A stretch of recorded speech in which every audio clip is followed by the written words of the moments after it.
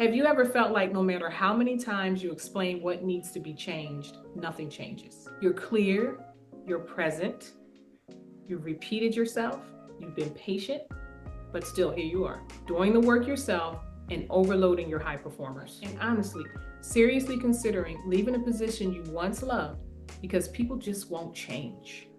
You're not alone. But what if I told you the issue isn't that your team doesn't get it? It's that they don't believe they can. I'm LaVada English. Welcome to the channel. Here we talk about fixing toxic teams and all things leadership. Let me tell you a story about one of my favorite clients. He's a brilliant doctor in an executive role at one of the largest public health counties in the US. Let's call her Dr. Gianni. She came to a coaching session with me visibly frustrated. And she said, LaVada, I keep explaining our new patient-centered process to our nursing staff, and they just don't seem to get it. I asked her gently and directly, what would make you think that your professional experienced nursing staff doesn't understand the concepts you're explaining? If they understand it, then why are they not acting like it? Exactly, I said. That's the question you need to ask and answer. Understanding change and buying into change are not the same thing. Once Dr. Gianni started using the self-efficacy tools we reviewed, she slowed down, she used coaching techniques, and she effectively used visualization techniques to help her staff imagine their success. The result, the behavior shifted, and she started to see real progress towards the goals. That's the power of leadership. Most leaders facing resistance do what Dr. Gianni did first. They try harder to explain. They give more chances. They overfunction. And they overload the high performers to keep things running. That's not leadership, and it's burning you out. Here's what I see all the time. You're repeating yourself over and over again, and you're hoping they'll get it. You're giving people way too many chances, and you're thinking maybe one more opportunity will inspire them. Here's the biggest one I see. You're taking on the work yourself because you're just sick and tired of the team not doing it right themselves. Thinking about leaving, not just because the work is hard, but because the people are just difficult. So does that sound familiar? Like I said, it's not sustainable leadership. That's emotional micromanagement dressed up as you being gracious. And it's time for it to stop. So what if, instead of pushing that same boulder up the hill every day like Dr. Gianni, you had a framework that helped your team take ownership of their behavior? What if you had the language and tools to shift that responsibility back to them in a way that is respectful and effective? I'm going to teach you a few techniques that I taught Dr. Gianni. Those techniques lie in self-efficacy. Let me explain what that means and how you use it to get unstuck. So there are 5 proven techniques that help people believe they can make change. Number 1 is recalling the past. You can ask your team questions like, do you remember a time when you faced resistance at first, but then you figured it out? This helps them tap into their resilience and capability. Number 2 is seeing other success.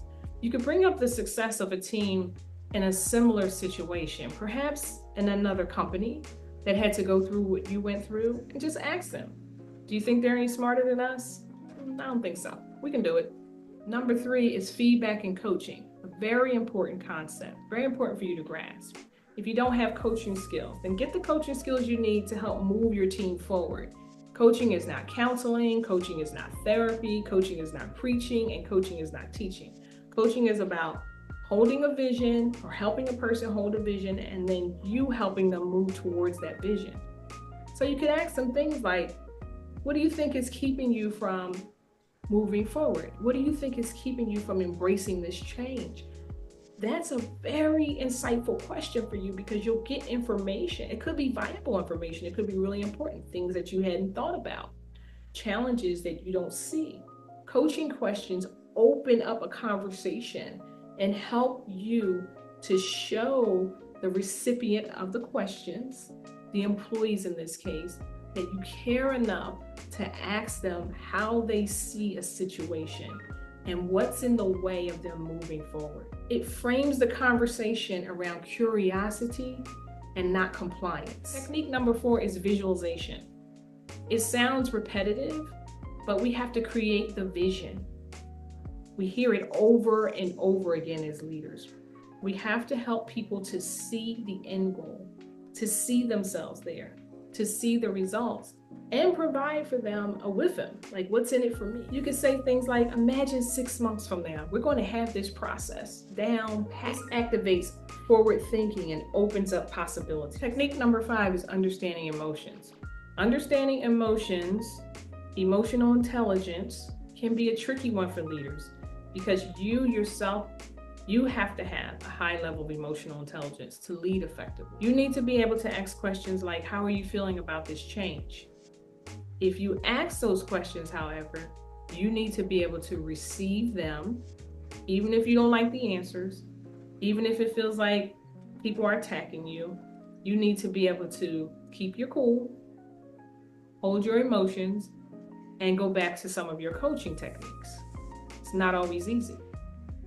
When people can name their feelings, they're more likely to move through them. These aren't just nice ideas, they are actual behavior shifting techniques that help people to buy into the change. Because remember, like I explained to Dr. Gianni, people understanding concepts and buying into those concepts are two separate things. In my Leading Through Change guide, I include a section on self-efficacy and 25 self-efficacy questions to help you move people through the process so you don't have to guess. You have questions there to help prompt you. This information is designed for you. You're holding a vision, you're responsible for results, but you're stuck managing the same behaviors over and over. You need those behaviors to change without you becoming the villain. You need ownership without constant reminders. You need relief. If you haven't already, grab the What to Say When You Don't Know What to Say guide. It's also very helpful when it comes to self-efficacy. It's a free download, a free resource for you to use right away. It's a simple 3-part script and checklist for communicating change early. It will really help with the emotional part, the buy-in part. I get it. Look, I understand. You're trying to build a team that owns the work, respects the mission, and adapts when needed. You don't want to micromanage. You don't want to tiptoe, and you definitely don't want to burn out trying to lead people who won't grow. Here's a stat from Gallup. Only 21% of employees strongly agree that their performance is managed in a way that motivates them to do outstanding work. Let that sink in.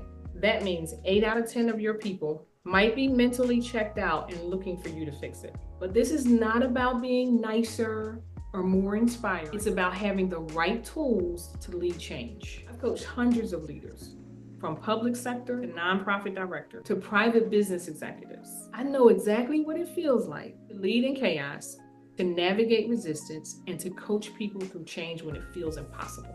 That's why I wrote this guide, because when things feel uncertain, you need something certain to stand on. So if you're ready to stop explaining and start empowering, grab the guide, open up page 61, and get to those 25 self-efficacy. You're going to find the behavioral frameworks and techniques that help your team move forward and helps you to lighten your load. And don't forget to download the guide, What to Say When You Don't Know What to Say. It's a free resource.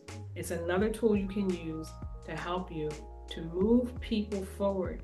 I want you to be able to get people to change behaviors without you losing your mind.